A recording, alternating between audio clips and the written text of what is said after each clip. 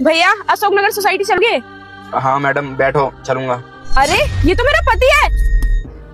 तलाक के 3 साल बाद रिंकू यहाँ इस हालत में, ये रिक्शा चला रहे हैं।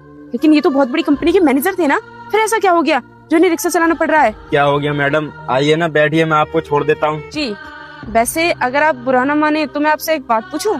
हाँ पूछिए मैम साहब। आपकी हालत को देखकर मुझे ऐसा लग रहा है जैसे आप परेशान हो। क्या बात है? अरे मैडम, आप हमारी परेशानी जानकर क्या करोगी?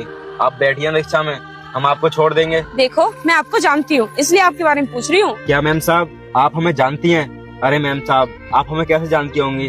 हम तो एक गरीब रिक्शा चलाने वाले हैं, आप तो देखने में अमीर लग रही हैं, तो फिर हमें कैसे जानती होंगी आप?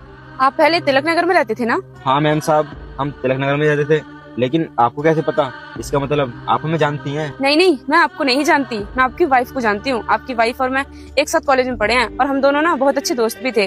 और 1-2 बार मैं आपके घर भी आई थी, मैंने आपको वहीं पर देखा था। लेकिन आपकी वाइफ तो मुझे बता रही थी कि आप बहुत बड़ी कंपनी के मैनेजर थे। फिर ऐसा क्या हो गया जो आपको ये रिक्शा चलाना पड़ रहा है? साहब जब से मैंने अपनी पत्नी को तलाक दिया है ना, जब से मेरी ऐसी हालत हुई है। लेकिन वो फैसला ना मेरी जिंदगी का सबसे गलत फैसला था। क्या आपने अपनी पत्नी को तलाक दे दिया? लेकिन क्यों? क्या आपकी पत्नी आपसे प्यार नहीं करती थी या फिर वो आपका ख्याल नहीं रखती थी जो आपने उसे तलाक दे दिया? नहीं नहीं मैम साहब, मेरी पत्नी तो बहुत अच्छी थी, मेरा बहुत ख्याल रखती थी, ऐसे मानो सती सावित्री थी, मेरा बहुत ही ज्यादा ख्याल रखती थी। लेकिन मेरी मति मारी गई थी जो मैंने उसे तलाक दिया। लौटकर अपनी वाइफ के पास चले जाते ना और जाकर उससे माफी मांग लेते, शायद तुम्हारी वाइफ तुम्हें माफ कर देती। अरे मैम साहब, मैं अपनी पत्नी के पास किस मुंह से जाता? वो मुझे कभी माफ नहीं करती, क्योंकि मैम साहब मैंने अपनी पत्नी के साथ गलती इतना किया है। और मैम साहब अब तो उस बात को गुजरे हुए पूरे 3 साल हो गए।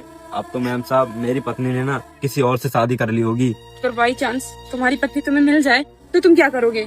जा बेटा, मैं संकट मोचन हनुमान हूँ, मैं तेरे सभी संकट दूर कर दूंगा। तू इस वीडियो को लाइक करके चैनल को सब्सक्राइब कर ले और कमेंट में जय श्री राम लिख। मैम साहब मुझे नहीं लगता कि मेरी पत्नी कहीं मुझे मिल भी पाएगी। अगर मुझे मेरी पत्नी मिल भी गई ना मैम साहब, तो मैं उससे हाथ जोड़कर माफी मांग लूंगा और कहूंगा कि मैंने उसके बहुत दिल दुखाया है, उसे धोखा दिया है, वो मुझे माफ कर दे। मुझे पता है मैम साहब कि वो मुझे माफ तो नहीं करेगी, लेकिन मैं उससे माफी मांगकर अपनी गलती का एहसास तो कर ही सकता हूँ। और मैम साहब वो मुझे माफ भी कैसे करेगी? मैंने उसे तलाक दिया है, वो तो मुझसे नफरत करती होगी, नफरत। ऐसा नहीं है रिंकू, कभी कभी नफरत ना प्यार में भी बदल जाती है।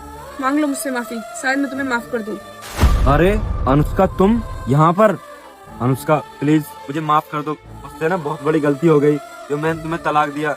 और अनुष्का जैसा मैंने तुम्हारे साथ किया था ना, आज मेरे साथ भी वैसा ही हो रहा है। अगर मैं उस दिन तुम्हारी बात मान लेता ना, तो शायद आज मुझे दर दर की ठोकरें नहीं खानी पड़ती।